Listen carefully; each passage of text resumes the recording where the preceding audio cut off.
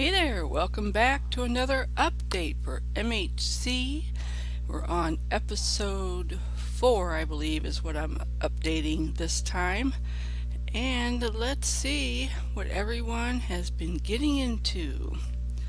Let's turn around. Oops, one more. There we go. Oh, no, not that. Sorry. A little derpage there. Okay, so let's go ahead and just look this way.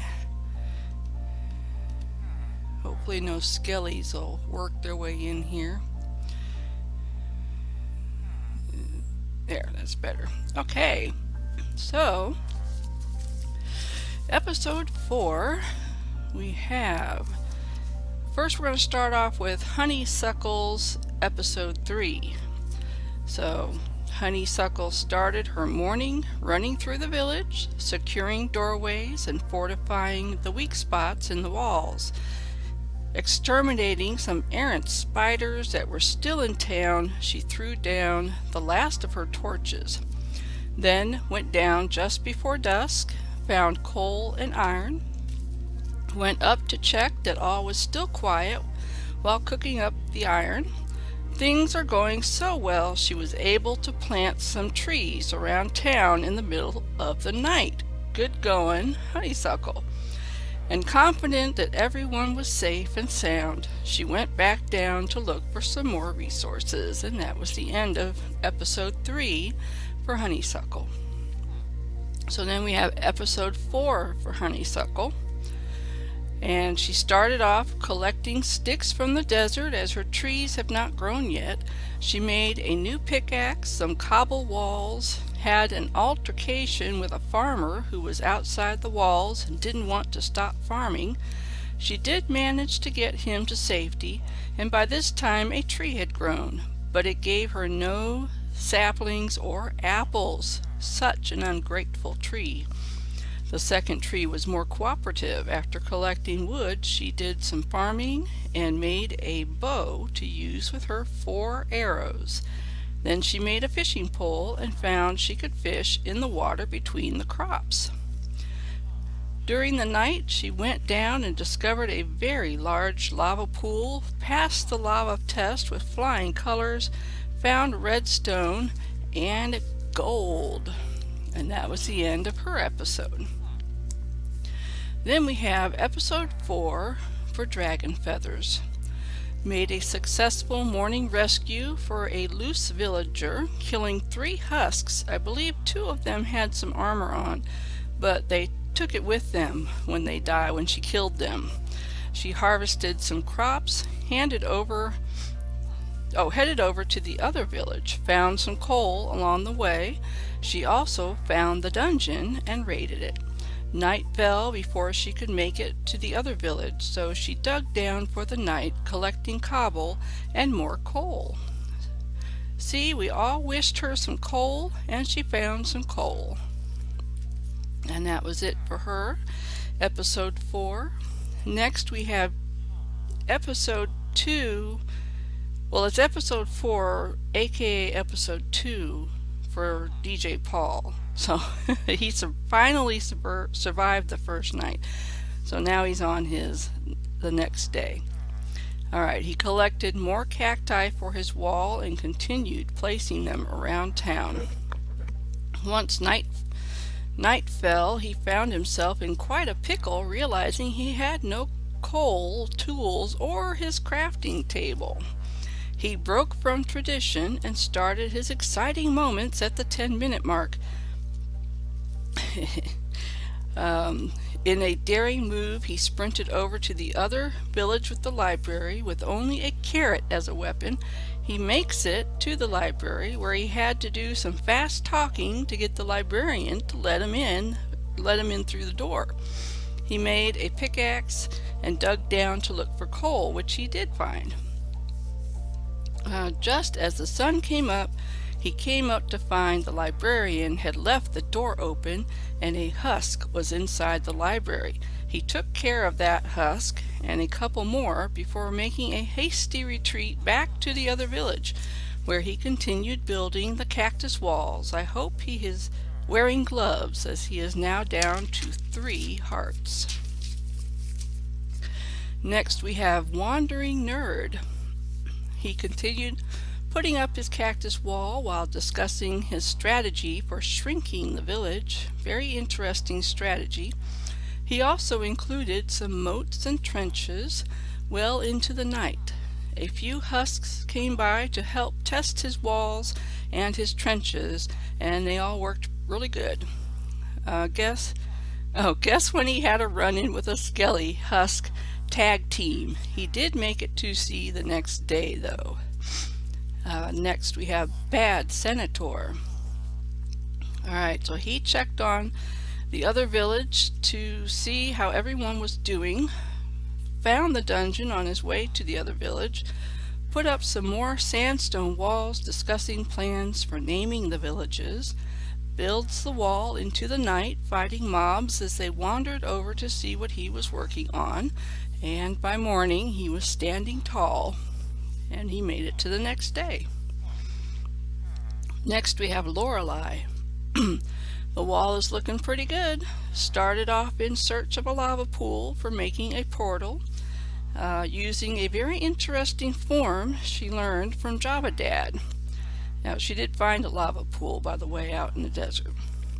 Runs back to the village, attracting a skelly who takes her down to 3 hearts before she manages to hop over the fence, and she spends the rest of her evening digging down for more resources, finding a nice ravine. I wonder if it is the same one that Dark Age Man found in episode 2, where she found redstone iron and a piece of flint. After that we have episode 4 for Rabbit Roars. The villager counter now says, first village, all alive, 1 gets put in a timeout. Heads over to a village, the first village, and starts putting up her cobble wall, playing some very nice music, making one feel the scorching winds as they blow sand across the wall. Yeah, she's playing some very nice music as her backdrop music.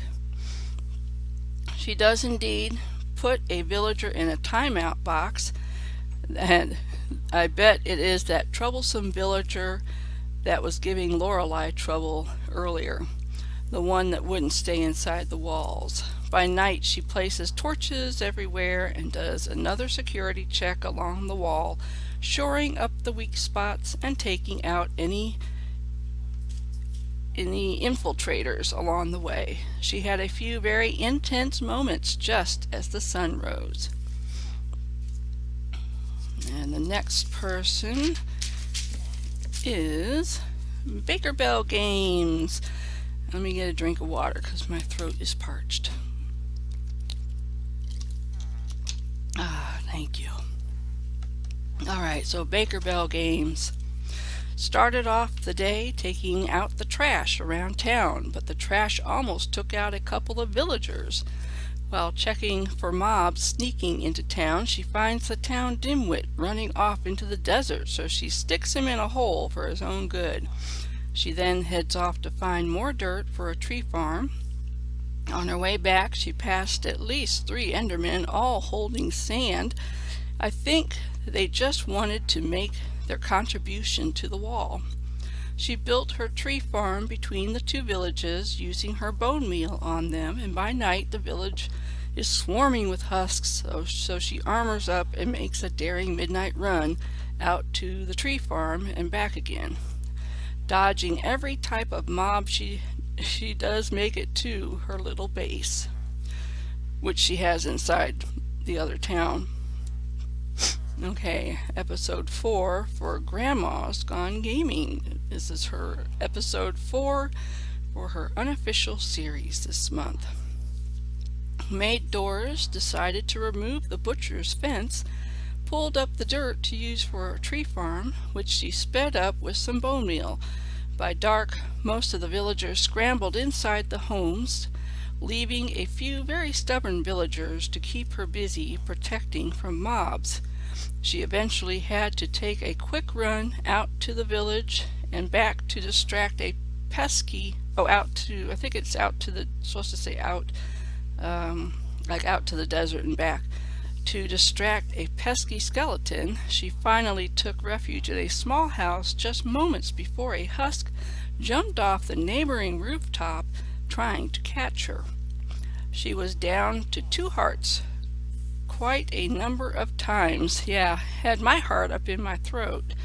But being the professional adventurer that she is, she just shook it off. And that was all for her 4th episode. After that, we have C. Scott Play. First to go to the Nether and surviving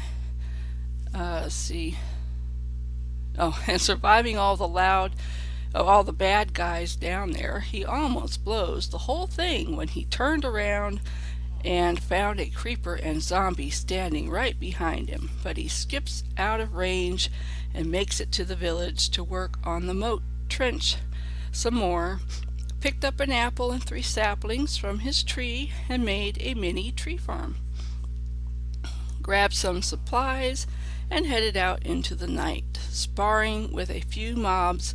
But poor Mr. Dunn was trapped in the trench with a husk and a creeper, so a rescue mission was in order.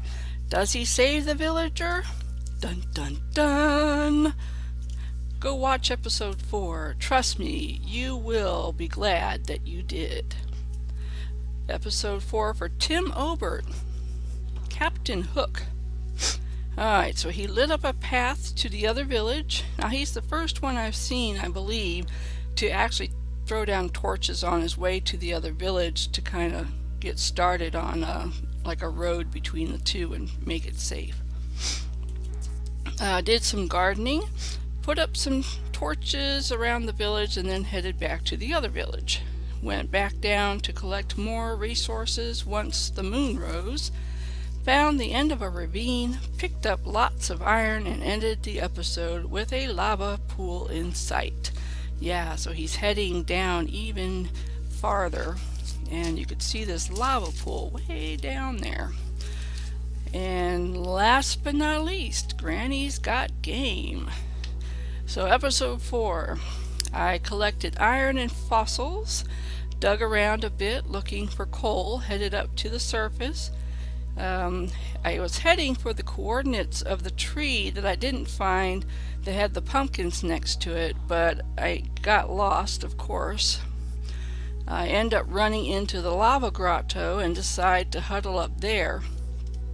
After making some windows, with my fence posts and my slabs, I cook up iron and make sandstone slabs, getting ready for the morning. And that was all for that episode for me. So that's it for episode 5. Now I think there were still a couple of people I don't think they've died yet. But anyway, so if I've missed your episode, of course, let me know. And I will see you in the next update for episode 5. So I will see y'all later. Bye.